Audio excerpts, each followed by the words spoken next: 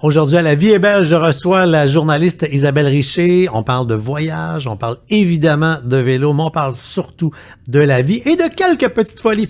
Merci à notre commanditaire de l'épisode d'aujourd'hui, le VPN Surfshark, qui va protéger vos appareils mobiles quand vous êtes branchés sur du Wi-Fi public, rapide, parce qu'il y a plein de serveurs. Vous allez pouvoir également voir des contenus qui sont bloqués parce que vous n'êtes pas du pays où vous voulez voir. Genre une émission en France que tu peux pas voir, mais là, tu vas pouvoir la voir.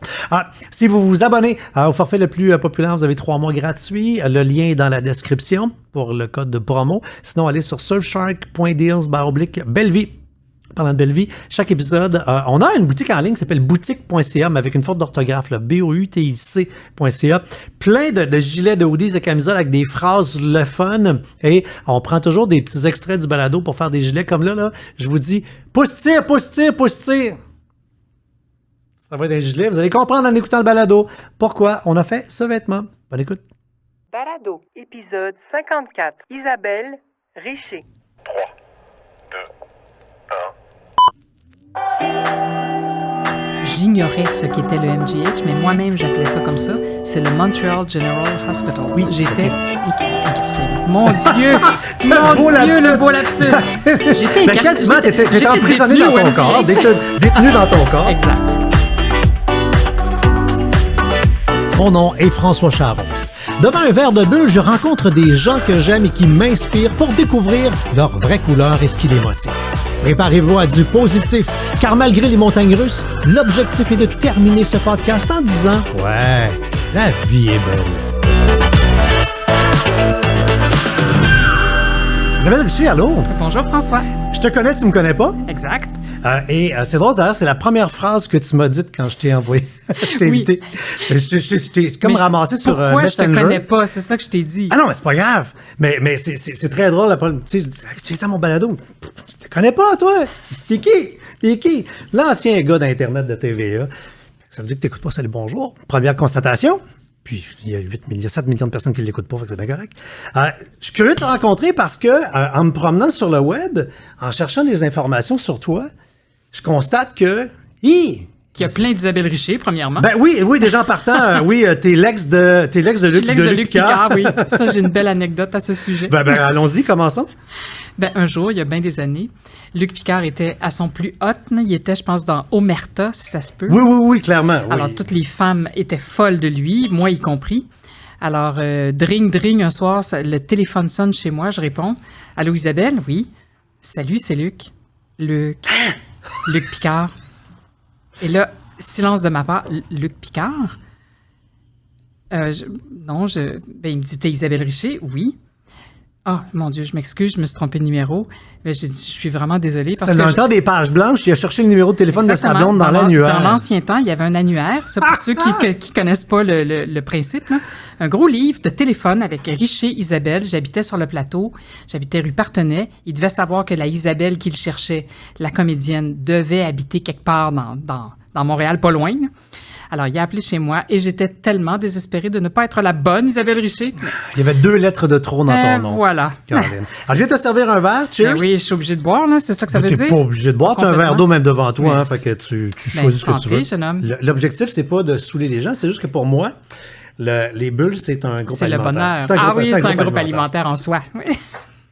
Tu dis que ton dada, c'est le judiciaire.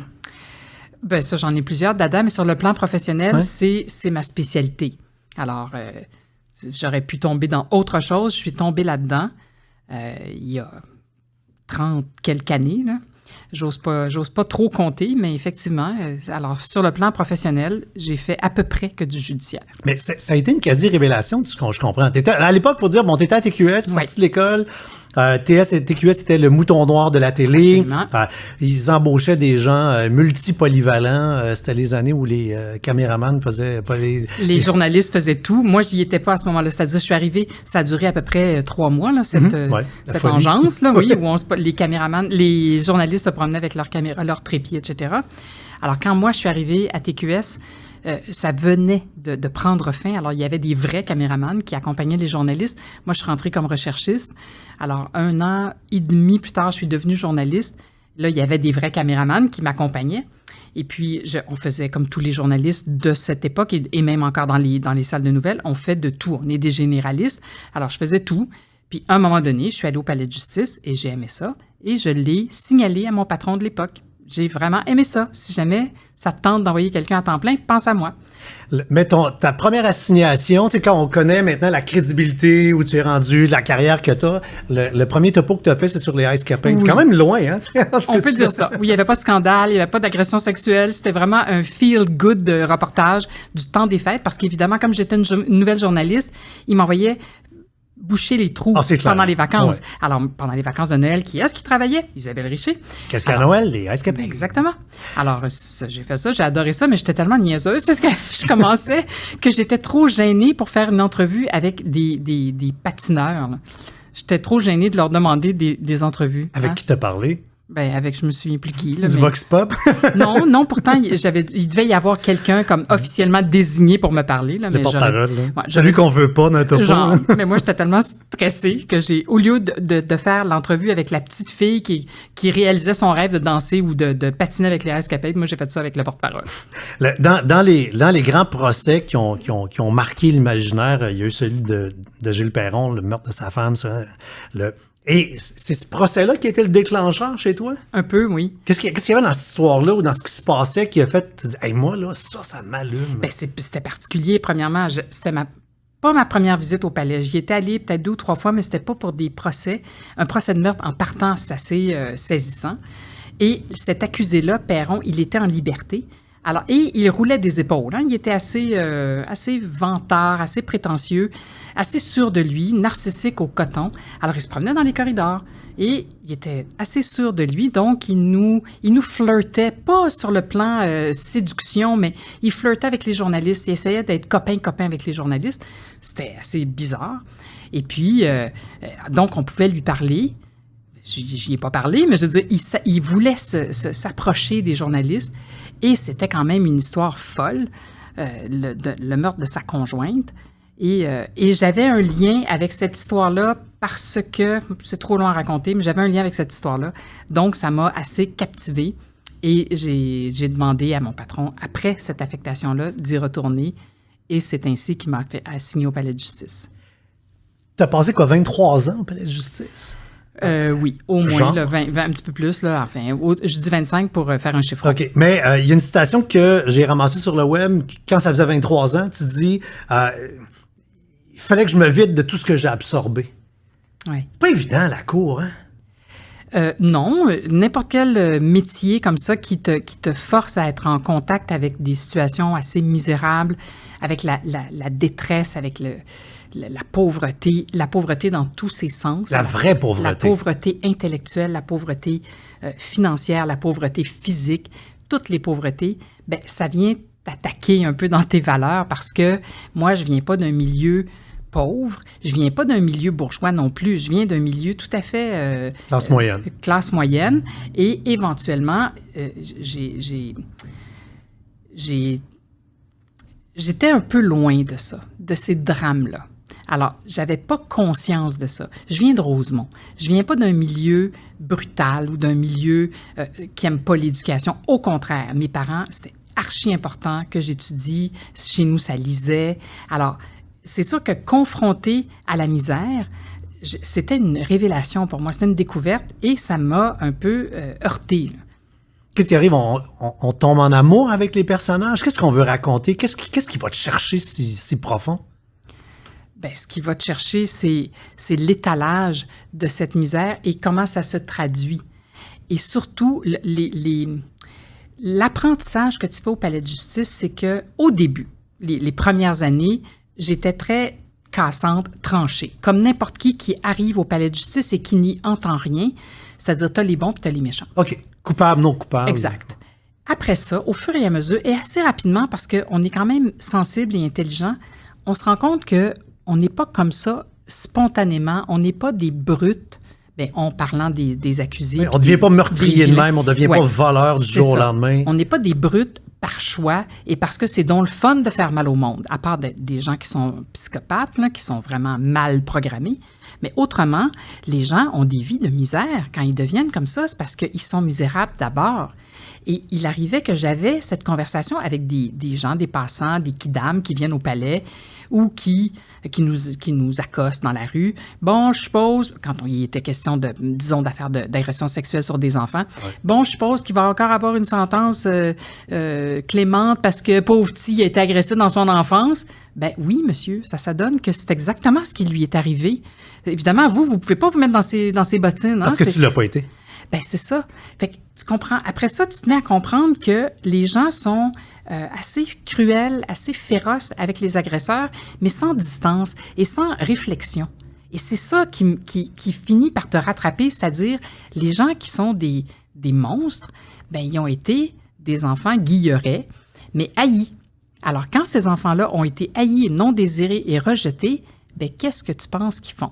Ils ne deviendront pas Léonard de Vinci, là. Ils vont devenir des rejets et ils vont se venger de cette société de schnout qui les a rejetés. Comment tu réagis face à ça? Parce que mes invités, je leur fais faire leur profil Nova, exercice que tu as détesté en passant. Mais pas à ce Non, point-là, mais on se comprend, là. mais tu sais, t'as dit, c'est le genre d'affaire que j'aime pas trop Oui, faire ça, parce c'est que... mais je l'ai fait parce que je dois être obéissante. On parlera du côté obéissante plus tard. Oui, Mais moi, ça dit le contraire. mais ce que j'aime, c'est que Nova détecte des motivations. Et ta motivation première ex aequo avec ta deuxième, là, c'est l'idéologie. Si je me fie au résultat devant moi, une fille qui a un système de valeurs, cause, principe, code d'éthique. Comment si tu es une fille qui est, puis c'est à 78%, là, c'est vraiment, ça semble être fort. Comment quand tu as ça qui vibre en toi, tu as dû voir de l'injustice en permanence pendant toutes ces années-là, tu devais avoir envie d'exploser ou de graffiner ou... Oui, mais par moment, il y a de la justice. Tout n'est pas qu'injustice au palais. Ouais. Il y a des drames, il y a des crimes qui arrivent à des gens qui n'ont rien demandé, mais au bout du compte, il arrive qu'il y ait une justice. Alors, ça répare un peu. Quand je préparais, j'avais jamais eu à réfléchir à un palais de justice. Puis là, je fais comme, hey, Dieu que c'est lettre. Ah oui, l'architecture bunker des années 70, là, c'est pas Mais spécialement ça joli. je suis convaincu que ça contribue à l'ambiance. Peut-être, mais tu sais, tu mettrais ça au palais de Versailles, que ce serait pas plus joyeux, là. Les affaires judiciaires, c'est pas hop la vie. Non, mais tu dis, ouais, mais il y a de la justice aussi, c'est pas la vie, mais ça va réparer les choses, ça va. Oui, absolument, mais je sais pas où tu en venais avec ce 78% qui a l'air de représenter mon système de valeurs très fort. C'est qu'il y a des gens qui sont pas bâtis sur un système de valeurs, pour qui l'idéologie, c'est pas important. Pas qu'ils n'ont pas de valeur, mais ils sont plus négociables, on va dire, là-dessus. Toi, à 78%, tu es une fille qui a des principes, qui y tient et qui veut les défendre. Fait que si je me dis qu'une fille qui a des principes, qui s'en va travailler dans un univers où les principes se font brasser la cage au quotidien, il y a des moments où ça ne doit pas toujours être évident, là, d'un point de vue personnel. D'un point de vue personnel, mais moi, j'étais pas impliquée personnellement, tu comprends? J'étais ni procureur de la couronne, ni avocat de la défense, ni policier, ni juge, ni quoi que ce soit. J'étais pas un acteur de ce drame-là, ou enfin de cette scène-là. Moi, j'étais une observatrice. Alors oui, il y a des choses qui me jetaient à terre, mais la beauté de ce palais de justice ou de cet univers, c'est que tu apprends à le comprendre, à le connaître. Et ça t'aide à relativiser les aspects qui sont difficiles à absorber. Tu as dit le mot absorber. On arrive à se blinder? Blinder, jamais complètement, mais de plus en plus, oui. Tellement, là, François, que maintenant, des fois, je vois des trucs, puis je me dis... Je regarde les collègues autour de moi qui sont catastrophés. Ah, mon Dieu, quelle histoire! Ah, quel témoignage troublant! Puis, ah oui? Ah bon. Moi, je suis un peu... C'est ça, j'en ai beaucoup entendu. Alors, peut-être que je suis pas devenue insensible. J'espère que ça ne m'arrivera jamais. Mais On appelle la carapace. Précisément. C'est ça. Je pense que j'en ai beaucoup entendu, vu, et il y a plus grand-chose. Un, qui m'étonne. Deux, qui me renverse.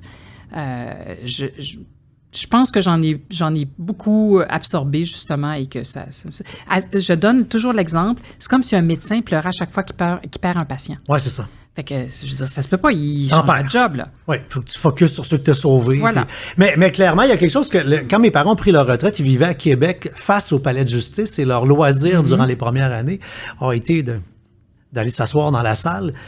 Et j'ai jamais vu, et je vais le dire crûment, là, j'ai jamais vu mes parents en calice autant que ça. Ils étaient fâchés. Fâchés contre la vie, fâchés contre parce que ils allaient là et ils absorbaient des émotions, puis ils sont déménagés, ils ont lâché le palais de justice. Puis ça les a calmés à un moment donné parce que... Bonne affaire. Non, mais effectivement, parce que tu finis par le prendre personnel là, quand t'es... Oui, ben c'est ça. Il faut pas que tu te projettes dans les histoires des autres. Et je pense que les procès que j'ai eu le plus de difficultés à absorber, c'est ceux dans lesquels je me projetais. Ceux dans lesquels où la victime pouvait me ressembler. Alors ça, c'est difficile parce que tu t'imagines à la place de la victime. À ne pas faire à tout prix. Ouais, faut pas faire de projection. Ben non, là. absolument pas. Mais ceux-là, ils sont difficiles parce que tu penses que ça pourrait être toi. Hein? De toutes ces années-là, t'en as fait un des meilleurs balados qui est disponible. Pour vrai, la version des faits, c'est ma version des j'aime faits, c'est tellement bon là. faire ça. Si vous ne l'avez pas écouté, disponible sur regarde, les plateformes où vous garochez là, ma version des faits. Mais c'est le fun parce que, puis j'ai l'impression qu'on n'aurait pas pu faire ça il y a quelques années, donner l'espèce de liberté. Déjà, ça commence par ma. Absolument. Alors qu'en journalisme, le mot ma, hey, c'est banni là, on peut On ne pas. parle pas de soi. Non. D'ailleurs, ça a été tout un changement et tout un apprentissage, ça aussi, de parler balado. Le langage balado, c'est pas le mien. On parle pas comme ça, les journalistes. Et On t'as est pas jamais parlé au jeu, tu t'as décrit. rarement. Quand est-ce que tu parles au jeu quand tu fais un compte-rendu de ce qui s'est passé en cours? Mais là, déjà, Assez toi-même, rarement. on le voit que l'exercice du balado a été fait quand tu as parlé du procès de Perron au début. Tu as utilisé des termes que jamais, il y a quelques années, un journaliste aurait utilisé. Fait que c'est en train de changer, là, la façon de communiquer. Là. Sûrement, ben c'est ça. Grâce au balado, je pense que c'est en train, effectivement, de révolutionner notre façon de communiquer avec les gens. C'est quoi ton objectif avec ce balado-là? Justement, de faire comprendre aux gens que ce n'est pas unidimensionnel, l'univers judiciaire. C'est un monde extrêmement hermétique, c'est archi compliqué à comprendre quand tu maîtrises pas le B à bas. Là. Ben, si je peux en faire comprendre un petit bout par cette expérience-là, l'expérience, c'est-à-dire la couverture d'un certain nombre de choses qui ont changé des choses dans la société, ben, j'aurai l'impression de laisser des archives utiles. Parce que 25 ans de palais, là, ça rentre dans le corps, mais il faut que ça serve à quelque chose. Je veux dire, je vais mourir, moi, puis ce sera plus là, mais mon expérience du palais. Ce qui est fascinant, c'est que là, toi, ton balado, c'est entre le balado et le documentaire. Radio-Canada, il y a du budget, il y a de la recherche, il y a du stock, là, il y a de la viande. Là, ça s'entend. Là. Si tu avais à le décrire, quelqu'un qui ne le connaît pas, là, comment ça fonctionne, de quoi ça parle? Ben, ça parle, en fait, l'objectif, quand au début, il y a quelques années, ça doit faire 3 ans max, le premier balado que j'ai fait, c'était pas ma version des faits. J'étais en enquête, donc c'était il y a 4 ans. J'avais fait un reportage sur une histoire judiciaire, une erreur judiciaire, très probablement, qui n'a pas encore été décrétée erreur judiciaire, mais on l'espère que. Et on voulait lancer, justement, Radio-Canada voulait lancer une application, enfin une série de balados, et on m'a dit, qu'est-ce que tu dirais de faire ton reportage d'enquête, mais la transformer ou en faire une version balado? Certainement, pourquoi pas? Mais c'était nouveau pour moi. Alors, j'ai fait ça, et j'ai aimé cette espèce de liberté, parce que c'est vrai qu'on ne parle pas comme quand on voice un reportage. Oui, puis le minutage n'est pas le même, on n'est pas là-dedans. Là. Non. Alors, quand j'ai fait ce premier balado, l'affaire Jolivet, j'ai trouvé ça le fun. Et l'année suivante, j'ai quitté Enquête et je suis retournée à la salle des nouvelles. Et là, on m'a dit, ce serait le fun si tu faisais des balados. Certainement. Sur quoi? Ben, ce que tu veux, mais à partir de ton expérience au Palais de justice. Très bien. Voici ce que je vous propose. Sortons les quelques X, mettons 15 grosses histoires qui m'ont marqué. Qui, si elles m'ont marqué, c'est qu'elles ont marqué la société québécoise. Il y a eu des changements, il y a eu des événements renversants. Faisons ça. Je vais vous la raconter de mon point de vue. parce qu'il y a des choses dont j'ai des souvenirs très, très prégnants, là, très forts, et qui m'ont marqué pour toutes sortes de raisons. Là. Soit parce que je me suis identifiée aux victimes, justement, soit parce que ça a été tellement abominable, ou parce que ça a créé un tel tsunami dans la société que tout le monde en a gardé un peu une enveloppe. Les motards, notamment. Mario Bastien, entre autres, Agostino Ferreira. Et là, je me rends compte que je parle à quelqu'un qui est à peu près de ma génération, donc toi, tu sais de quoi je parle. Mais dans la salle des nouvelles, actuellement, il y a des jeunes, des beaucoup plus jeunes que moi. Ça a 30 ans. Exact. Alors, ils viennent me voir. « Ah, Isabelle, votre balado, premièrement, ils me voient. Mon Dieu. Madame Richer. Oui, à peu près. Là. Isabelle, votre balado, c'est tellement formidable. Ah oui? Bon, est-ce que tu connaissais ça, cette histoire-là? Ah non, c'était la première fois que j'en entendais parler. Évidemment, ils ont 22, 24 ans. Je parle d'affaires qui sont arrivées il y a 25 ans ou 20 ans ou 15 ans. Bien, il y avait 8 ans là, ou 6 ans. T'écoutes pas... Mais ça prend donc des documents comme ça pour justement retransférer l'information aux plus jeunes, oui. Les méga-procès, juste le balado où tu parles des méga-procès, je l'ai vécu, parce que j'étais adulte, j'étais en âge mais là... Tu nous téléportes littéralement en arrière-scène. Hein? On part, on va manger, on est là, on jase et on se fait pager.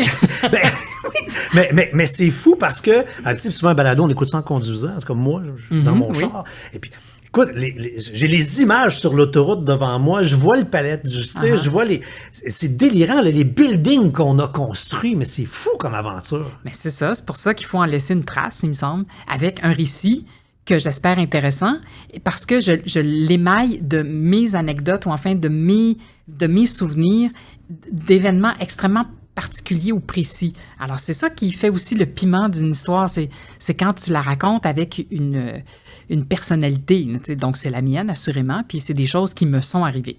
Puis, c'est comment de pouvoir avoir des opinions? Et des émotions? Oui, parce que tu as eu une carrière à pas avoir d'opinion, pas d'émotion, à les garder. T'en avais, là. Je préfère avoir des émotions que des opinions parce que mon opinion, très sincèrement, ça intéresse qui? Là? C'est pas super captivant. Là. Ouais. Puis on est dans un monde d'opinions. Ça, je t'avoue que ça me tape ses nerfs, précisément. Ouais. Alors, tout le monde a son opinion, tout le monde te la fourgue et idéalement, il faudrait que tu penses comme ceux qui te l'envoient. Alors ça m'intéresse pas tant que ça, donner mon opinion. Mais exprimer l'émotion que j'ai vécue ou ce qui se passait en cours et ce que ça donnait à l'autre bout. Et ça, je trouve ça plus important parce que c'est aussi ça, la vie. Hein? C'est pas juste net, fret sec comme le droit. Tu sais, le droit, y a-t-il quelque chose de plus rationnel puis de plus cérébral que ça? C'est drabe, hein, disons-le. Oui. Alors, mêler... Mais le output du droit ne l'est pas. Non, c'est ça. C'est tout sauf drabe. Exact. Alors, c'est du vrai monde en cours qui parle, qui témoigne, qui plaide, qui braille, qui crie, qui sont malheureux, qui sont heureux. Alors, c'est ça aussi. Alors, t'as ces deux couches-là. T'as le côté extrêmement fret, puis t'as le côté humain, drame profond et grave. Alors, c'est vraiment le mélange des deux qui fait l'intérêt de l'histoire. C'est vrai parce que je réfléchis à des extraits de balado dans ma tête, puis c'est vrai que c'est quasiment plus les émotions que tu mets sur la table. Mm-hmm. Parce que là, on est stressé, on angoisse à recevoir, on est fâché ou on est heureux, on est frustré, c'est ça le vocabulaire du balado. Mm-hmm. Oui. Vraiment génial. Écoutez-le, vraiment pour vrai. Et là, il y en a comme 7 en ligne, mais là, tu t'es-tu mouillé en disant 15? Fait que c'est-tu parti puis il va en avoir 8 autres? Ah ben j'espère. Moi, très franchement, là, je ne ferais que ça, je serais heureuse. C'est très bon. Vraiment très bon. Fait qu'on envoie le message au boss de Radio-Can. Oui, mais là, je travaille sur un qui va être assez difficile à faire parce qu'il n'y a pas beaucoup d'archives sonores, mais j'en ai plein en projet, là, en plan. Et puis, mon réalisateur sait que je ne le laisserai pas partir tant que je vais avoir des idées. Alors, il est condamné à travailler avec moi. Yes, sir! T'étais, de ce que j'en comprends, une fille qui bougeait, une boule d'énergie, du sport, ceinture noire en karaté. Mon Dieu, j'ai pas dit ça dans mon profil Nova. Oui, je suis ceinture noire. Ah oui. Respect. Oui, mais je suis vieille maintenant, je serais plus capable de m'en servir, mais... Ah! Ben, c'est peut-être pour ça, quand t'arrivais devant un rock machine, ça te dérangeait moins dans un corridor. Ouais, ben comme t'as certainement vu Indiana Jones, hein, contre un gun, Ouais. les parages, ça fait pas grand-chose. Hein. Non, clairement. Mais non, c'est ça. Ah non, je le dis dans un des balados que je suis ceinture noire, t'as bien raison. Je faisais beaucoup de karaté. Mais c'est ça, je suis une fille de passion et je m'investis énormément dans ce que je fais. Pas à moitié. Alors, quand j'ai commencé à faire du karaté, j'étais jeune, j'avais 18 ou 19 ans. J'en ai fait pendant 11 ans, mais non-stop, là, tous les jours. Pas la première année, là, mais je suis devenue tellement maniaque que je ne faisais que ça. Je m'entraînais, je restais à côté du dojo, et puis j'allais à l'université. Alors, c'est tout ce que je faisais, comme une folle. Puis, je suis devenue, éventuellement, je me suis scrappé les hanches parce que c'est très dur pour le corps, le karaté. Ben, pas rien que le karaté, mais les sports de... Tous les sports où tu es en ouverture, puis où tu frappes dans le vide, hein, puis il n'y a rien qui te retient à l'autre bout. Alors, je me suis un peu abîmé les hanches. Et alors, j'ai fait de moins en moins d'entraînement furieux et je suis devenue surtout instructeur. Et puis, j'ai fait aussi un peu d'arbitrage dans des compétitions. Tu sais, je ne suis pas allée jusqu'aux Jeux olympiques en arbitrage, là, mais j'aimais ça comme une folle. Et c'était un grand chagrin d'amour pour moi d'être obligée d'arrêter l'entraînement parce que j'étais trop abîmée. Là. Mais quand tu te renseignais, que tu lisais les règlements, tu devais être la fille la plus studieuse, parce que si on se fie à Nova, ta deuxième motivation dans la vie, c'est le cognitif. Apprendre, comprendre, la recherche de vérité, mais une vérité objective, oui. Une théorie rationnelle. Presque académique, là. Oui. Oui, je suis très, très studieuse. Tu sais, je te dis, quand j'ai arrêté le karaté, j'étais en peine d'amour. Là. Ouais. Ça m'a pris des années à me trouver une autre passion qui l'a remplacée. J'ai tout essayé après le karaté parce que j'étais plus capable. J'avais tellement mal aux hanches que quand j'étudiais à l'université, j'avais du mal à rester assise longtemps. On était dans des espèces d'auditoriums. Là, ouais. Alors, j'avais mal. Je me gelais les hanches avant d'aller étudier. Puis là, je me disais, ça avec va des pas ice packs? Oui, exactement. Dans ce temps-là, c'était des petais pois McCain. Oui. Les ice packs n'avaient pas dû être inventés encore, alors je me gelais. C'est encore ce que les médecins disent de prendre, oui, c'est moins cher. les petits pois McCain. Je pense que j'en ai usé 1 ou 2 sacs, mais pendant des mois. Alors, je me suis abîmée et je me disais, faut que j'arrête. Et le médecin qui me traitait me disait, faut que tu arrêtes de faire du karaté. Bon, très bien. Alors, j'ai cherché autre chose et ça m'a pris des années et j'ai fini par trouver le vélo de route. Et j'ai aimé le vélo de route et j'aime encore le vélo de route autant que j'ai aimé le karaté. Mais le karaté a été mon premier amour, premier chagrin d'amour. Vélo de route, au moins, j'ai pas cessé d'en faire, même si j'aurais pu. Alors ça, c'était ma deuxième passion. Le vélo, je me trompe, tu commences par faire du vélo intérieur, puis c'est une chambre de filles qui a fait « arrête de faire ça dedans, ben oui, là, c'est ça. Viens t'en de voir. » Exact, c'est ça. Puis j'en faisais à l'âge où j'étudiais, par exemple, à l'université, j'allais souvent, je me promenais en ville en vélo, je voyageais à vélo, j'avais pas de voiture encore. Mais après ça, le vélo de route devait exister, mais j'étais bien trop jeune, puis c'était pas encore bien hot. Alors, j'ai toujours été une fille d'entraînement. Je m'entraînais en gym, et puis effectivement, je me désarmais sur mon vélo intérieur comme une folle. Puis en 2000, il y a une amie qui me dit « Arrête de t'échiner là-dessus, puis viens rouler avec nous autres dehors. » Parler de vélo, 2015, tu as eu un accident de vélo. Justement, tu étais sur le bord de la route, une voiture t'a frappé. Tu n'as aucun souvenir de ça. Hein? Zéro. C'est fou, la vie. C'est fou, certain. Tout ce que je peux t'en raconter, c'est ce que j'en ai déduit. T'sais. Alors, je ne sais pas ce qui m'est arrivé, mais comme j'ai le coude fracturé, la déduction, c'est qu'il m'a accroché avec son miroir de son côté à lui, puisque lui faisait un dépassement. Alors, il a dû m'attraper par le coude, j'ai pirouetté, je suis tombé sa tête, puis j'ai perdu conscience. Puis je suis morte. C'est là... Oui, c'est ce que tu dis. Mais oui, je dis toujours ça, oui. Je suis morte le 27 juin 2015. Fait qu'il y a 2 Isabelle. Oui, assurément. Qui est toujours un peu la même, mais évidemment, il y a le avant puis le après. C'est sûr qu'il y aura toujours un avant l'accident, parce que les séquelles que j'en ai gardées, maintenant, je les ai et elles font partie de moi. Fait qu'il y a eu la Isabelle pas accidentée, puis là, il y a le petit modèle accidenté. Le petit modèle accidenté. Le petit modèle accidenté. Quand même. La magie du web s'est opérée quand tu as eu ton accident. Ta sœur a ouvert un petit blog qui s'appelait Des Nouvelles d'Isabelle. Et c'était hallucinant de voir à quel point le monde voulait avoir des Nouvelles d'Isabelle. Tu étais surprise de ça? Complètement. Parce que je t'imagine une fille low profile qui fait sa carrière. Je t'avais une fille avec les valeurs studieuses. T'es là pour transmettre l'information. Tu c'est le fun d'être en avant, mais tu cherches pas à être en avant, c'est pas ça que tu veux. Puis là, du jour au lendemain, écoute, t'es dans les journaux, t'es partout, on parle de toi à la radio, tu deviens une Mais star. ça, je là. le sais pas. T'sais. T'es Moi, dans le coma, toi, là. Ben, je suis dans le coma au début. Et puis après ça, il me manque une couple de semaines dans ma vie, moi, François. Les 2 premières semaines où je suis à l'hôpital, je n'en ai aucun souvenir. Je me souviens vaguement de... J'ai des images, il y a du monde qui me parle, je suis capable de dire 2, 3 affaires, mais il me manque une couple de semaines. Puis même après ça, quand je suis sortie de l'hôpital, je me suis en allée en réadaptation.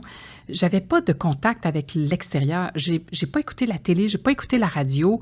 J'avais-tu mon iPad? Oui, j'avais mon iPad, mais j'avais un problème de vision que j'ai encore en partie. Alors, j'avais du mal à lire. Ça me donnait mal à la tête, j'ai pas besoin de te dire. J'avais eu un trauma crânien. Alors, tout me dérangeait. Alors, c'est pas là que j'ai réalisé qu'on parlait de moi, que ma sœur avait un blog. Je l'ai su bien après les 2 mois d'été où j'ai été hors de la circulation, sans faire de blagues idiotes. Là. Oui. Mais c'est un mois à l'hôpital, puis un mois en réadap. Après ça, je suis rentrée chez moi. Quand on est miraculé de même, on finit-tu par croire à quelque chose? Y a-t-il une forme d'ésotérisme qui arrive? Ouais. C'est-à-dire que non, ça n'arrive pas comme ça ne m'a pas pénétré. Là. Je ne suis pas devenue ésotérique ni croyante. Très franchement, j'aurais aimé ça avoir la foi, comme les gens avaient la foi infuse ou pratiquement, parce qu'il me semble que tu aimes ça, pouvoir te tourner vers quelque chose et prier ou que sais-je. Je n'ai pas la foi. C'est dommage, mais je ne l'ai pas. Est-ce qu'on devient ésotérique? Je pense pas, mais il m'est arrivé une chose extrêmement ésotérique après mon accident, qui est beaucoup trop longue à raconter. Je te le raconterai en dehors de ton blog, si tu veux. Mais alors, ça donne un peu... Ça laisse une drôle d'impression. Alors, tu dis peut-être que il y a pas des messages, mais... D'ailleurs, je l'ai raconté à Charles Disser, cette histoire ésotérique, mon ami Charles Disser, qui me dit, tu sais, Isabelle, que quand tu... il faudrait que je m'en souvienne comme il faut pour te le raconter, mais il dit, la pensée peut se traduire en ondes, ou enfin, les ondes peuvent se traduire en certainement pas en matière, il ne faut pas exagérer, là, mais c'est comme si les choses peuvent se transformer.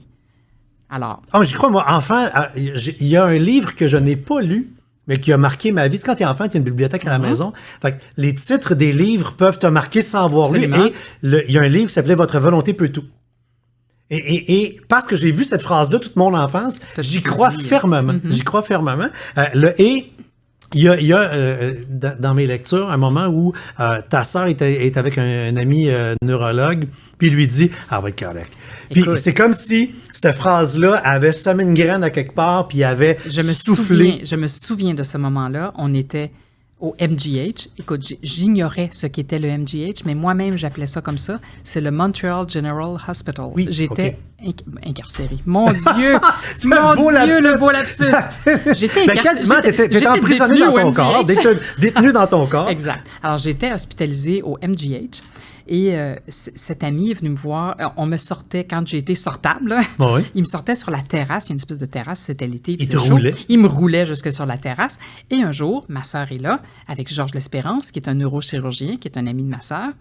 Et ils sont face à moi, les deux. Et Georges dit à Geneviève, « Elle va être correcte. Elle n'aura aucune séquelle. » Et des mois plus tard... C'est pas un diagnostic, là, c'est un feeling. Là. Ben, c'est-à-dire, c'est un diagnostic. Là, je l'ai vu après ça, Georges, et je lui ai dit, « Mais comment tu pouvais dire ça, Georges, que j'aurais aucune séquelle? » Mais il dit, « Parce que tu n'as pas été dans le coma assez longtemps pour avoir de graves séquelles. » J'aurais pu. Je veux dire, tu peux être dans le coma 3 jours puis avoir des lésions cérébrales parce que tu as un bout de cerveau qui a été abîmé. Je veux dire, j'ai été aussi mauditement chanceuse, il faut le dire. Là. Tu sais, tu bouges, tu penses, tu parles. Oui. On fait la liste, on fait des checklists, là, fait comme aïe aïe. Ça va plutôt bien de ce côté-là. Oui. Ben, pleinement. Tu as eu à passer par l'étape qu'on appelle la réadaptation. De ce que je comprends, c'est un mot que tu détestes profondément. Ben, c'est-à-dire que ce qui me fait beaucoup rire, c'est qu'au début, j'ai appelé ça la réhabilitation, pour me rendre compte que Encore rehab, c'est rehab. Ben oui, on est dans les lapsus, tu parles de ça à la tête. Je trouvais ça très drôle. Ben oui. C'était même pas un lapsus, j'appelais ça comme ça pendant des semaines jusqu'à ce que je me rende compte que l'Institut s'appelle l'Institut de réadaptation de Montréal. Alors bon, je me suis plus réadaptée que réhabilitée. J'avais aucun problème de drogue, aucun problème de dépendance. Alors, réadaptation.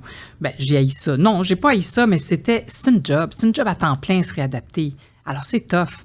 Mais il y a quelque chose, et ça, c'est mon amie Martine, ma chum de bicycle, là, la fille avec qui je roule, qui me dit ça. Nous autres, les cyclistes, là, les sportifs en général, on est habitués d'avoir mal. T'sais. On est habitués de souffrir. C'est vrai. En vélo de route, là, quand tu montes des côtes de même, là, tu peux pas te mettre à te lamenter, puis à déclipper, puis à mettre le pied à terre, puis dire Le feu c'est dans donc les cuisses dur. continue. Ah non, ah ouais, la grosse pédale, tu sais. Pousse, tire, pousse, tire. On s'appelle de même Martine et moi. Pousse-tire. Oui, pousse, tire, ah ouais, la grosse, tu sais. Monte. Puis tu peux pas jamais arrêter quand tu es dans une côte. Ben non. Alors, quand tu te réadaptes, t'arrêtes pas. Puis, ah ouais, pédale, puis entraîne-toi. Et alors, ils aimaient ça, les physiothérapeutes, je pense, quand j'allais en salle de physiothérapie. La première séance de physiothérapie que j'ai faite à l'Institut de Réadapt, Gabrielle, qui était ma physiothérapeute, m'a dit, bon, ben aujourd'hui, là, Isabelle, tu vas embarquer sur le bicycle. Alors, écoute, c'est la première fois. Ça faisait 5 semaines, mon accident. Sur un petit bicycle stationnaire, évidemment. Ouais. Puis j'ai pédalé, pouette, là, gentiment. J'avais le bras en écharpe parce que ma fracture était encore pas complètement résolue. J'étais toute pétée, là. J'avais mal partout, je te dis pas. Mais j'ai pédalé comme une bonne, puis je trouvais ça drôle. Alors, Tu trouvais ça drôle aussi? Souvent, on dit qu'après l'accident, il faut remonter en selle. exact. Ça peut pas être plus vrai pour ça toi. peut pas être plus vrai. Alors, c'était formidable. Et je voyais et je croyais, à ce moment-là, j'y ai cru que oui, un jour, j'allais repédaler. Dans la vraie vie, dehors. Fait que t'as pas perdu le moral. Non, jamais. Je pense que tu n'as pas le temps de te dire, mon Dieu, que je suis donc malheureuse, puis tout à coup, que j'ai pas perdu le moral. J'ai eu peur en chien, par exemple. Hey, parce que ça, c'est la colonne qui a été touchée, là. Ah, T'as eu des vertèbres, là. J'ai tellement eu peur, longtemps, pendant plus qu'1 an. Écoute, j'étais retournée au travail, François, puis j'avais peur. Pas de retomber dans le coma, là, évidemment, tu peux pas régresser à ce point-là, mais j'avais peur de rester handicapée. Tu parles de simplement juste dire hey, je me tourne la tête trop vite, puis ces vertèbres-là du haut qui sont tellement fragiles, puis je vais paralyser en faisant un oui de la tête. Là. Il m'avait dit que non. Ça, je m'étais renseignée. Ça peut-tu se fracturer à nouveau parce que c'est donc faible puis fragile? Non, ça, il m'avait rassurée. Mais j'avais peur de rester là où j'étais, c'est-à-dire encore un peu lente, à chercher des mots, à buter. C'est ça dont tu t'inquiètes parce que tu sais pas comment ça va évoluer. Puis les médecins, ils savent pas. Ils ont beau te dire « ça va bien, ça va très bien ». Ça va bien aller. Vous évoluez bien. Mais oui, vous évoluez bien. M'as-tu évolué de même longtemps encore? Ben ça va arrêter, paf, la semaine prochaine. Là. Tu le sais pas. Puis eux non plus. Alors, on peut juste espérer que je vais continuer d'évoluer. Ça fait que je pense qu'à un moment donné, tu as fait le tour du cadran, là, au bout d'1 an. Mais après 1 an, tu te dis, il me semble qu'il en manque encore un petit peu. Fait que t'espères encore en gagner, puis t'en gagnes encore. C'est fascinant. Là. Parce que, justement, en élève studieuse que tu es, t'arrêtes pas. Là, tu continues, ostéo, nanana. J'ai fait tout ce qu'ils m'ont dit de faire. J'étais tellement un bon soldat, là, ça n'a même pas de bon sens. Je faisais exactement ce qu'ils me disaient de faire. Autant de répétitions de chacun des exercices. Ils mettaient ça sur des papiers. Là. Puis j'oubliais, parce que c'est bien ça le problème. Ta blessure primaire, c'est le cerveau. Ouais. Hein, ça apparaît pas. Là. Mais alors, je prenais tout en note. J'étais complètement déchaînée. Ben c'est logique parce que je retourne là, on retourne dans ton affaire. Okay. On va qu'est-ce que tu vas me sortir? Là? Non, mais c'est conforme avec ce que tu dis, mais je vais avoir une question. Nova détermine la personnalité de quelqu'un par 4 couleurs. Puis justement, dans ton commentaire, tu dis, j'aime pas ça, ces exercices-là, il n'y a pas de nuance. J'ai dit non, au contraire, c'est que de la nuance. C'est pour ça que je tripe autant sur Nova. Rouge, jaune, vert, bleu, c'est des traits de personnalité, puis on en a plus ou on en a moins. Donc, c'est pas bon, c'est pas mauvais, c'est un fait. C'est voilà. Bon. Toi, t'es à 82, une verte. Donc, c'est beaucoup.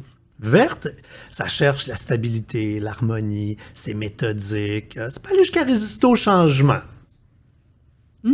On se reconnaît? Oui. OK. Deuxième couleur, c'est le bleu. Le bleu, c'est le besoin de se conformer, les normes, structure, rigueur, perfectionnisme. Ça, t'en as 71? Y a-t-il quelque chose de juste un petit peu plus funny? Là, Ben oui, mais attends, le punch s'en vient. Oui, 46, c'est le jaune. Le jaune, c'est la communication. Fait que c'est puis le niveau de plaisir. Fait Dans le tapis, c'est que dans le bonheur, on voit tout le temps du monde, puis quelqu'un qui l'aurait c'est un rat de bibliothèque qui est caché chez eux. Toi, c'est comme un joker. Fait que tu vas dans le plaisir dans le monde, t'es capable d'être tout seul, faire tes affaires. C'est pas une obligation, mais t'aimes ça. On est là-dedans. Tout à fait.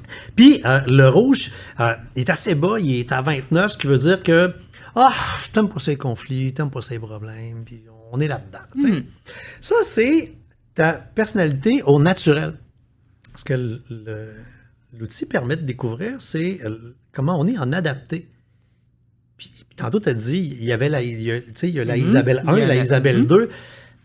Gros, on appelle le delta, le différentiel entre le naturel et l'adapté. Il est vraiment, vraiment élevé. Puis je suis curieux de voir, quand je vais te le dire, que ça sonne quoi chez toi. Le vert, il sac le camp, il disparaît complètement. Fait qu'on passe de stabilité, harmonie, méthodique à... On tombe à 14, là, provoque le changement, rythme rapide, multitâche, un petit peu impatiente, quasiment impulsive. Ça, c'est tout à fait vrai. Multitâche, ça, c'est moi. Ça, c'est arrivé quand? Ah, multitâche bien avant l'accident. Ah non, ça, je suis une malade mentale. Là. Je fais 1000 affaires. Avant l'accident, jusqu'en 2015, là, à partir de, je sais pas quelle année, il faudrait que je retourne dans mes agendas, peut-être 2008 ou 2010, je travaillais minimum 50 heures par semaine, puis des fois 80. Je travaillais du matin au soir. Fait qu'il y a la Isabelle pas journaliste, puis il y a la Isabelle qui tombe là-dedans puis qui fait comme on y va. Oui. Je suis un peu excessif. Puis là, on parlait du rouge, c'est le rouge qui est bas au naturel, qui est une fille qui n'aime pas le trouble. Hein? Ben là, quand ton vert descend, là, le rythme s'accélère, puis même le rouge monte, proactive, relève des défis, amenez-en des situations, madame est capable. Oui, ça, oui, je suis capable, mais en n'importe quelle époque de ma vie, j'ai toujours été comme ça. Je sais pas si je sais pas quel est ce renversement de tendance. Ben, là, le renversement, là, c'est comme je vais te redire ce que tu m'as dit tantôt. Là, ça, on pourra en parler longtemps en dehors du balado. Mon but, c'est pas de rentrer dans du... Faire de la psychopathe à Saint-Saëns. Non, vraiment pas. Parce que la démarche des gens qui s'embarquent dans un Nova, souvent, c'est d'avoir un coach, puis là, de s'en aller, puis de se poser des questions. Pourquoi, justement? Quand c'est arrivé? Pourquoi je suis de même? Moi, je l'utilise comme pour sortir mes invités de la cassette potentielle, tout simplement. Là. On retourne au vélo. T'es rembarqué là, sur ton vélo? Absolument. Je veux dire, dès que j'ai pu. Dès qu'on arrive sur les réseaux sociaux, ce qu'on voit de toi, c'est le casque, les leggings, puis t'es encore sur l'accotement? Oui, je sais ça. Il y a des amis qui me l'ont fait remarquer en me disant... Toutes tes photos, t'es sur l'accotement? Ben, où est-ce que tu veux qu'on roule au Québec, à part un accotement de bébé qui mesure 6 pouces? Là, c'est souvent comme ça, les routes. Moi, je fais du vélo de route, je fais pas du vélo de montagne. C'est encore plus dangereux. Puis je fais pas de... Message. Message ici. Puis je fais pas de vélo de piste cyclable non plus. Alors, quand tu veux rouler sur la route, mais tu roules où il y a des routes, puis des fois, il n'y a pas d'accotement. Alors, oui, micro-accotement de bébé, là, fait que tu roules là-dessus. Mais effectivement, la première image, le 16 avril 2016, je m'en rappelle, parce que ça faisait 10 mois mon accident, puis je m'étais dit... On verra bien. Si je suis capable de rouler, bien, je vais rouler. Puis si je suis pas capable et que je me mets à trembler et à brailler, bien, je revirerai de bord et je rentrerai chez nous en pleurant, c'est tout. Là. Bien, c'est pas ça qui est arrivé. J'étais tellement excitée d'être sur mon vélo. J'étais plus en forme. Écoute, j'ai droppé, là, moi, après cet accident-là. Alors là, j'avais recommencé à faire un peu d'exercice. Je marchais, j'ai fait du ski de fond cet hiver-là. Mais j'étais pas top shape. Là.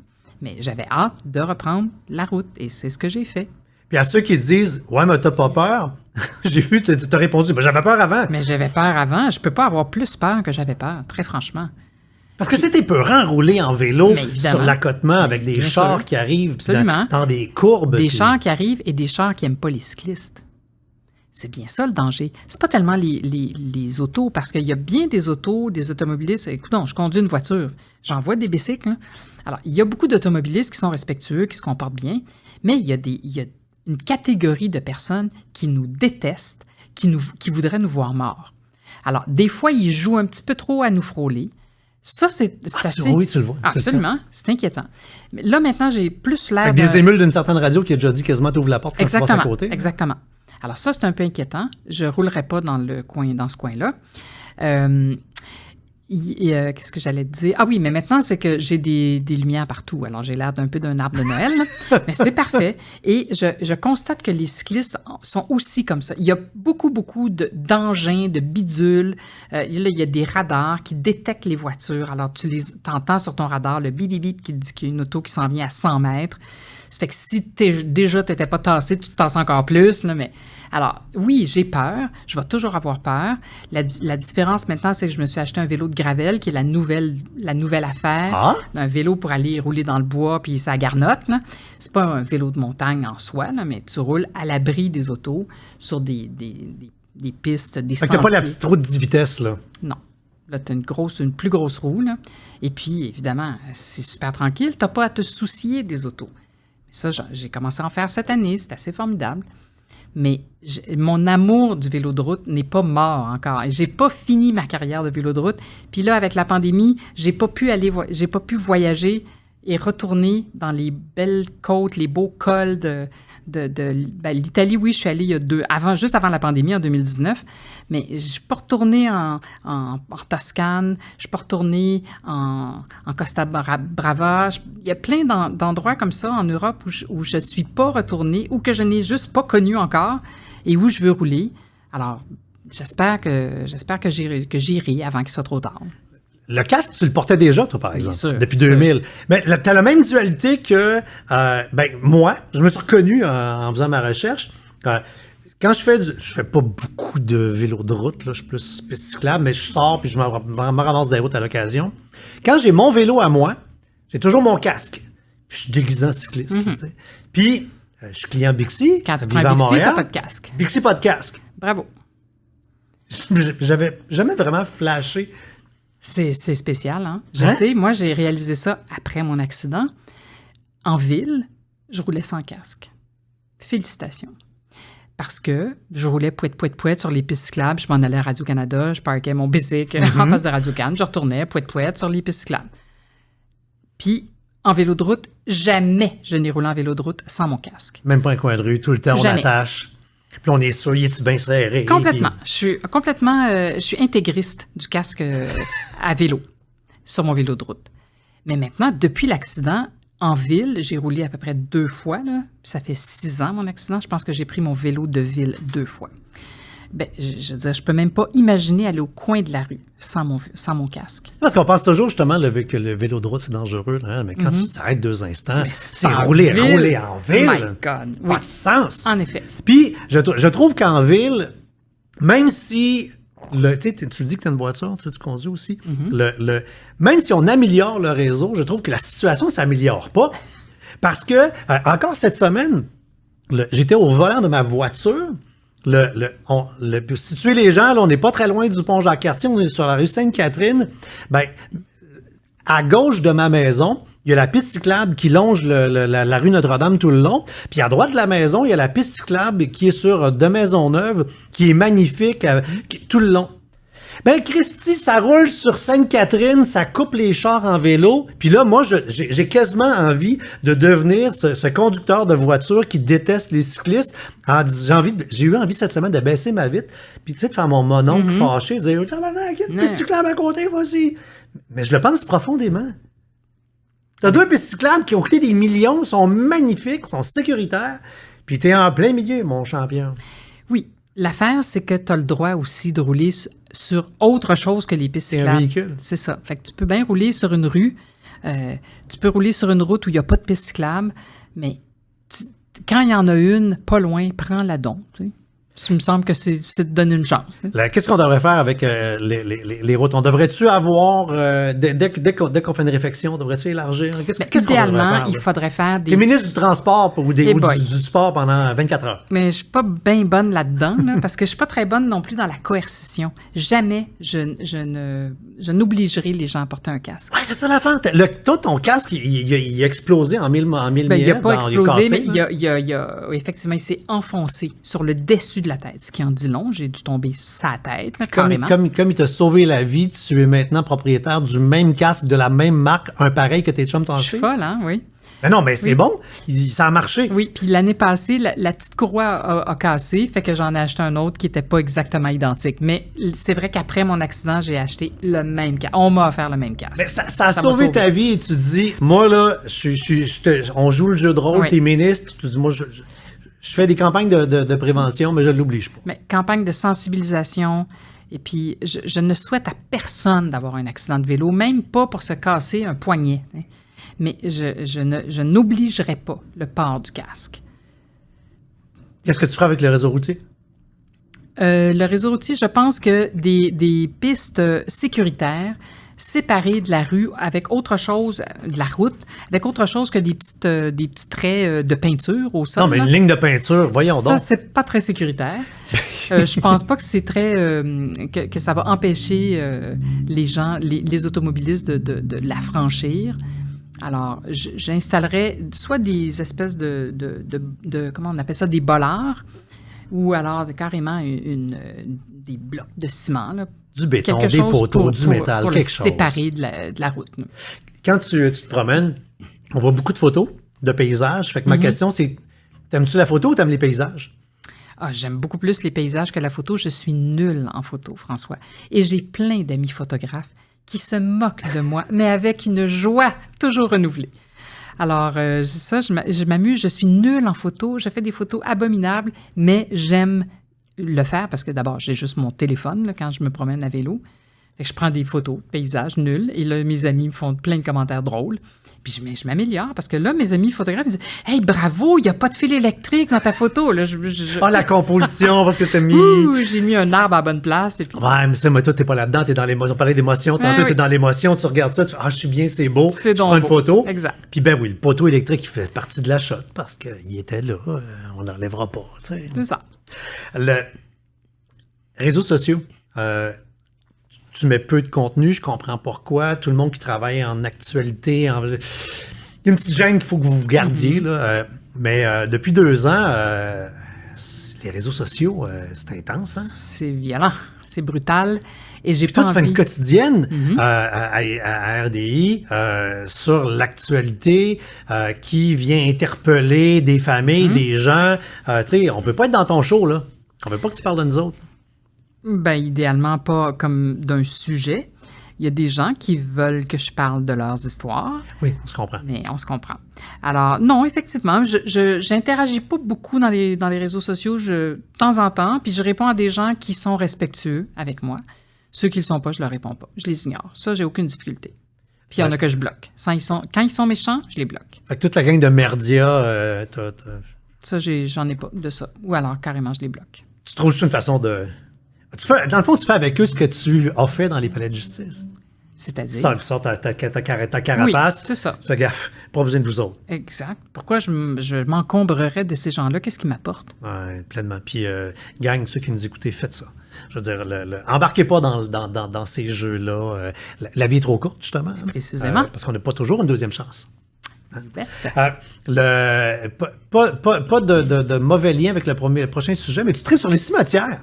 Mais oui, je sais. D'ailleurs, quand peut-être 1 an ou 2 après mon accident, peut-être 2 ans, à Radio-Canada, comment ça s'appelle? Podium, c'est un truc de sport de la gang du Radio-Canada Sport. Ils ont fait un papier sur moi. Et puis, ils voulaient qu'on aille faire une photo de moi à vélo, tout ça, parfait. Je m'entraînais encore dans le Mont-Royal. Bien, pas dedans, mais sur le Mont-Royal et dans le cimetière. On avait encore le droit de se promener dans le cimetière en vélo.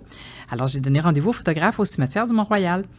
Et puis, on a fait une photo là, mais c'était mon terrain de jeu. Évidemment, comme tous les cyclistes, là, monter la montagne, le chemin Camillien-Houd. Et puis, j'allais faire une coupe de tours de cimetière. Et j'adore les cimetières depuis toujours. Et tout le temps, quand je suis en voyage, je prends des photos de cimetières extraordinaires. Et c'est pas du tout un espèce d'attrait morbide. Là. C'est pas... mais j'ai des amis qui ont ce même dada que moi, c'est-à-dire se promener dans les cimetières, noter les prénoms les plus fascinants, les plus originaux. Des fois des lufoques. Aussi, oui. oui. Puis, d'abord, c'est un endroit paisible, on s'entend. C'est beau, c'est fleuri. Alors oui, j'adore ça. Je trouve que c'est un bel espace vert dans une ville. Mais de te voir à côté de ton vélo dans un cimetière, C'est ça assez envoie, curieux, hein? ça envoie bien des messages. tu Oui, sais, c'est là. un drôle de... Ça peut envoyer, effectivement... La madame qui a failli mourir en vélo, qui est vivante dans un cimetière, oui. tu, fais que tu regardes la photo, tu fais, hey boy, Oui. est-ce que ça m'amène à réfléchir, cette image-là? Tu sais? Oui. Est-ce que c'est pour narguer? Je sais pas. Pas du tout, parce que j'aimais déjà ça avant. OK, fait que c'est pas un fuck la mort. là, ça. Non, je pense pas. Dans les, on a toute un bucket list là, d'affaires qu'on veut faire. Tu veux apprendre l'italien. Ah oui? Je l'ai vu à plusieurs reprises. Moi, je veux apprendre l'italien. Ben, c'est parce que j'aime l'Italie. Ah, c'est ça l'affaire. C'est ça. Tu vas être comprise Mais quand... je veux toujours apprendre la langue du pays que j'aime ou de la culture que je Fait fréquente. que je suis tombé sur des affaires où tu Oui. revenais de l'Italie. Fait que là, tu as dit, Genre. je vais apprendre l'italien, mais Oui. si tu vas au Mexique, tu veux parler espagnol. C'est ça. Puis... J'ai appris je sais pas combien de langues. J'ai commencé à apprendre le japonais quand je faisais du karaté, évidemment. Ah oui, je les sortais cognitifs à un 80, fait que je regarde sortais avec un japonais, je cuisinais japonais, je parlais japonais, je faisais du karaté. Je voulais aller au Japon, je peux aller. OK, l'expression all-in, c'est All toi. in, c'est moi ça. Fait que quand j'ai à l'université, j'étudiais en grec. Et alors j'ai appris le grec. Arrête-moi donc. Je suis OK, allé- je parle de... Non, qu'est-ce que tu fais là? Je suis allé vivre en Grèce. J'ai habité avec un grec. Alors j'ai eu ma période grecque. Mais voyons donc. Après ça, avant ça, j'ai eu ma période japonaise. Et puis. C'est voilà. les Nations Unies. Absolument. Et tu es capable de te débrouiller dans ces langues-là et plus encore? Ben, c'est-à-dire, en grec, oui. Parce que quand même, je l'ai étudié pendant des années, puis je l'ai pratiqué. En japonais, non. En japonais, je baragouinais quand j'avais mes chums japonais. Là. Ça fait longtemps. Et puis, pour le reste, mais j'apprends ça comme ça. Je suis très, très, très féru de langue et je maîtrise la langue française. Ça, c'était un peu mon inquiétude après l'accident. Vais-je retrouver cette fluidité du langage parce que c'est ma marque de commerce et c'est mon outil et c'est un peu ma fierté aussi. Alors ça, j'aime beaucoup pouvoir communiquer. C'est ma job. Mais tu as eu à faire de la réhabilitation physique. Est-ce que tu as eu à en faire pour ton vocabulaire? Tu as eu à faire des cours de diction, à réapprendre Pas à des parler? cours de diction, mais j'ai fait quelque... Ça, j'adorais ça. Et d'ailleurs, je suis encore en contact avec mon orthophoniste chéri. On faisait des exercices. Quand tu perds comme ça, je veux dire, tu perds ton accès à ton cerveau, littéralement, quand tu as eu un trauma crânien. Là. Alors moi, j'étais chanceuse que ce soit pas permanent, mais j'avais du mal à formuler ma pensée ou j'avais du mal à retrouver mon vocabulaire, mon lexique. Alors, j'avais des exercices à faire avec l'orthophoniste. Alors, tu sais, avec un chrono, là. OK, maintenant, à partir de là, au top chrono, là, tu vas me dire tous les mots qui commencent par un B. Ah, facile. Alors là, t'en défiles, je sais pas combien. C'est bon. Bateau bicyclette dans la Etc. Oui. À un moment donné, Amélie, ma délicieuse Amélie, qui me dit, bon, maintenant, Isabelle, on va faire un autre exercice. Tu vas me dire tous les légumes qui ne sont pas verts. Facile. OK, go, top chrono. Les légumes qui sont pas verts. La tomate, la carotte, OK, la betterave. Là, t'es rendu à 3, là. Puis là, tout ce que je voyais dans mon allée d'épicerie, Juste du vert. c'était tout vert. Des haricots, de la salade, Ouais, mais c'est pas l'accident, du ça. piment. Oui, c'est ça. C'est pas l'accident. D'accord. Moi aussi, là, je jouais le jeu. Je disais, non, c'est ça. vert, céleri, non. Exact. piment, Fait que là, non. t'as rien que du verre, mais fait que c'était ça aussi beaucoup avec Amélie. On a appris à réactiver le cerveau. Elle me disait, tout est là. Il faut juste que tu le brasses Quand un tu peu. dis que t'as pas accès, t'étais-tu consciente que t'avais pas accès? Oui. C'est comme quand t'es Oui. derrière une vitre, Ça ça rend devait être fou. paniquant. Ça Tu rend fais, il est fou. là, mais j'y parle pas, Oui. j'y vais pas. Elle me montrait des photos. Elle me disait, on va aussi jouer à des jeux de photos. Fait qu'elle me montrait des photos d'acteurs. Je dis, oui, mais là, sors-moi pas des acteurs de 25 ans. Là, je les connaîtrais pas. Non, c'est beau. Fait qu'elle me sortait des photos. Évidemment, du premier coup, Gérard Depardieu, Philippe Noiret, c'était facile. Là, elle m'en montrait un. Je me disais, ah oui, merde, voyons. Comment il s'appelle? Mettons, Jean Rochefort, tu sais, Michel Blanc. Je les connaissais tous. Mais il y en a, là, je n'étais pas capable de dire leur nom. Et avant, Fou! t'avais la mémoire des noms. Demain. Moi, je l'ai pas. Fait que je rêve de vivre dans une société Price is Right où les gens ont un collant Ah, oui. avec leur nom pour régler l'affaire. Mais toi, tu l'avais avant. Fait que là, tu le voyais, tu dis, je le sais que je le sais. Exact. Puis là, ça amène la panique d'avoir peur de dire, écoute, ça va-tu revenir, Totalement. ça reviendra pas. Ah oui, t'es sûr que ça ne reviendra pas, puis que tu vas rester de même tout le temps, puis que ta vie est finie. Hein? Alors, à cet institut de réadapt, vers la fin de mon séjour, je voulais montrer à mes éducateurs, pas mes éducateurs, mais mes thérapeutes, mes intervenants, que j'allais mieux. Alors, on avait fait justement, parce que Amélie m'aidait à jouer à ma job. Alors, on faisait des entrevues. Comme les enfants font, on fait de la TV. Précisément. Alors, Amélie faisait, disons, elle me donnait des exercices, là, OK, dans 2 jours, là, on va faire telle affaire ou telle affaire. Ah non, c'était pas à l'Institut de Réadapt. Tu peux m'arrêter. Non, hein? je t'en ai pas pour tout. OK, c'était après. Parce que quand je suis sortie de l'Institut de Réadapt, j'ai continué la réadaptation, mais en externe. Alors là, j'allais 2 ou 3 fois par semaine à cet institut, à Lucie Bruno. Alors là aussi, je jouais à apprendre mon métier, là. Alors, on faisait mais jouer à faire des entrevues, ça, je l'ai fait à l'Institut, puis je l'ai fait partout, là. Alors, on faisait elle faisait, disons... Elle me faisait choisir le sujet. Il y avait des sujets très hot là, cet été-là, notamment le port du casque. C'était très drôle. Alors, j'ai dit, toi, Amélie, tu vas faire le ministre Poitiers. Il était le ministre des Transports. Moi, je vais faire Isabelle Richer. Je vais faire Je te reçois à mon émission. Puis là, on faisait une entrevue. Puis après ça, c'était l'inverse. Elle faisait l'intervieweuse, puis moi, l'interviewée. Alors, à la toute fin, quand ils m'ont relâché, là, Marie-Claude Lavallée, mon amie Marie-Claude Lavallée, qui est journaliste, elle m'a dit, je vais t'accompagner, puis je vais faire l'intervieweuse et je vais t'interviewer, puis on va faire une entrevue sur le procès Turcotte. Parce que je pense que on en était au 2e procès de Guy Turcotte. Oui. Alors là, moi, j'avais potassé comme une première de classe que je suis. Là. Alors, on arrive, on fait l'entrevue. Marie-Claude fait comme si elle était RDI, puis moi, comme si j'étais de la journaliste. La journaliste, oui. Alors, on fait l'entrevue, tout va bien. Et après ça, la coquine, elle m'avait prévenu, mais elle m'avait pas dit quoi. Elle m'avait dit, je t'ai préparé un quiz. Veux-tu jouer? Si tu veux pas jouer, Isa, je veux pas te traumatiser puis t'humilier, là, si tu te rappelles de rien, pas de problème. Vas-y, je veux un quiz. Là, ça, c'est pas diffusé, là, vous êtes ensemble. Ben non, c'est ça, on est ensemble, puis il y a les intervenants, là. On s'en fout si je foire toutes les questions, c'est pas grave, là, je vais pas perdre ma job. Alors, elle me posait des questions sur un tas de procès de l'ancien temps, et je me souvenais de tout, sauf d'une affaire. Alors, je vais te la poser, toi aussi. Tu te rappelles évidemment de la scène connue, la crise d'Oka, le soldat et le militaire, Oui. C'est-à-dire le militaire et l'Indien. À la Pinède. Oui, voilà, qui se regardent, yeux dans les yeux avec le foulard. Scène de bye-bye extraordinaire. Exactement. Alors, le guerrier, je me souvenais, en tout cas, on pensait que c'était Lasagne. Ah, j'allais dire Lasagne. Oui, mais je pense que c'était pas lui. On l'appelait Lasagne, mais c'était pas lui. Comment s'appelait le militaire? Oh mon Dieu! Boy. Je le sais pas. T'as pas été traumatisé crânien, toi? Non, pas en tout. Alors là, Ben, moi, je suis reconnu pour... J'ai oui, ben là, pas en de plus, mémoire, c'est ça, moi, tu oublie m'as là. c'est ça, tu m'as prévenu, là. T'es pas tombé sur le bon gars. Là. Fait que, alors, je m'en souvenais pas, je me souvenais de l'image. Mais alors là, à mort, là, mais j'étais incapable de me souvenir du nom. Je pense qu'il s'appelait Cloutier, si je me souviens bien. C'était-tu Patrick Cloutier, Mais une affaire Cloutier, comme ça? Oui. Tu as raison. Son nom de famille, c'est Cloutier. Ah, mais ça m'avait traumatisé. Mais tous les autres exemples, toutes les autres questions du quiz qu'elle m'avait posées, je m'en rappelais. Alors ça avait beaucoup rassuré mes intervenants qui me disaient, tu vois, tout est là. La aussi. mémoire ancienne... Ah, crime, oui. Tu sais, les rassureux, eux autres, on s'en Oui, fout tant un mieux, peu. là, oui. Mais la mémoire ancienne est là, elle est intacte. Fait que ça, c'est assez formidable. C'est la mémoire récente qui est plus abîmée, mais bon, c'est pas trop grave. En rafale, tu veux écrire un roman? Je suis en train d'écrire. Ah, OK, yeah! Et ce n'est pas un roman, mais je suis en train d'écrire. OK. Mais tu écriras un roman? Ou finalement, tu as changé On verra. Puis, Si je suis capable, après. regarde de voir, ça va être quoi? Petite fille, tu voulais devenir archéologue. Oui.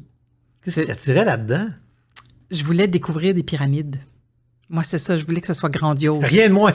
Idéalement, des pyramides. Découvrir des pyramides. Oui. Bon, il y en avait une couple qui avait été découverte déjà, alors j'étais un peu embêtée. Mais c'est ça, alors les premières fois où je suis allée en Grèce, là, il y avait des petits chantiers d'archéologie dans les îles où j'allais, puis je voyais les jeunes étudiants qui balayaient 3 ou 4 patentes, là, puis je trouvais ça formidable. Là. Je voulais juste me faire embaucher là. Et non, je voulais être archéologue. Écoute, j'ai décidé ça en secondaire 2. J'avais 12 ans. Et je suis rentrée à l'université pour étudier en archéologie. OK, tu l'as poussé jusque-là. Ah, oui. Et puis là, j'ai fait une langue ancienne, qui était le grec ancien, parce que quand on étudiait en archéo, il fallait faire une langue ancienne. J'ai pris le grec ancien, je trouvais ça flyé. Mais j'ai tellement aimé ça. Le grec ancien, Oui, c'est monsieur. flyé. Ben, complètement. Oui. C'est une langue archi-mathématique, ça ne se parlait pas forcément. Alors, j'ai adoré ça, tellement que je me suis mis à focusser juste sur le grec ancien, l'histoire ancienne, et au point où, là, je suis allé en Grèce, là, qu'est-ce que tu fais avec du grec ancien? On sort avec un grec. À part de reconnaître les caractères, tu peux pas parler. Non. J'étais capable de le lire, mais c'est tout. Quand je suis revenue de ce voyage-là, je me suis dit, non, là, c'est pas le grec ancien qu'il faut que je fasse, c'est le grec moderne. Alors, j'ai changé pas de programme, mais à peu près. J'avais fait 1 an en études anciennes et j'ai fait la fin de mon bac en études modernes. Alors, j'ai fait études néo-helléniques. C'est fascinant. T'aurais été une maudite bonne avocate. Crème, oui. D'ailleurs, j'ai commencé mon droit quand j'ai été au palais de justice. L'année après ma première année d'assignation là-bas, je me suis inscrite en droit. J'ai fait quelques cours, mais là, travailler puis étudier en même temps, c'était pas faisable. Puis mon chum de l'époque me disait, Isabelle, si tu veux faire ton droit, on va s'arranger. Là. Moi, je vais m'occuper de payer l'hypothèque, etc. J'y ai pensé. Après, tu feras tellement d'argent, tu vas me payeras à la maison. Alors, j'y ai bien pensé. Puis finalement, je pense que j'aimais assez mon travail pour y rester. Alors, je suis restée en journalisme. Le balado s'appelle La vie est belle et je m'arrange toujours vers la fin pour faire quelque chose qui va faire en sorte que l'invité va avoir envie de dire le nom du balado. Bon, on va finir de même. Cet été, la Chine, 5 km. Tu sais, pour une fille là, qui est morte, là, il n'y a pas longtemps, là, 182e sur 684, première dans ton groupe d'âge. Ça, c'était le fun. Puis on n'était pas beaucoup. Je veux dire, c'est pas le marathon de Montréal où on est tellement de concurrents, là, de compétiteurs, mais ce n'est pas encore hors de moi, ce côté compétitif et ce côté où j'ai besoin de me prouver. Alors, c'est ridicule. De juste pouvoir le faire. Crime, oui. Puis deuxièmement, de réussir. C'est sûr que là, quand tu constates que c'est ça, tu as envie de dire... La vie est belle, assurément. C'était La vie est belle. À la prochaine.